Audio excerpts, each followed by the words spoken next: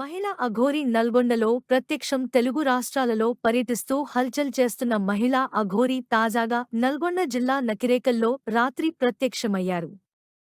ఈ విషయం తెలుసుకున్న పోలీసులు ఆమె వద్దకు చేరుకున్నారు. ఎక్కడికి వెళ్లాలో తెలియక అయోమయంలో ఉన్న అఘోరి మాత భద్రతకు ఆటంకం కలుగకుండా సమీపంలోని చెరువు గట్టుకు వెళ్లమని ఆమెకు సూచించారు.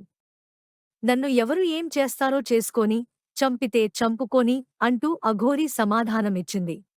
దగ్గర నుంచి ఒక 10 కిలోమీటర్స్ కొట్టే లెఫ్ట్ తిరిగి రామం చేసి చెరువు పట్టింది.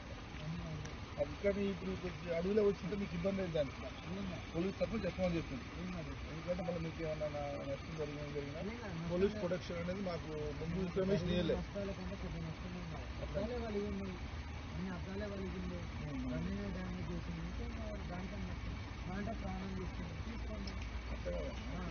చెరువు కట్టింది రామం చేసి అది బొమ్మని చెప్పింది.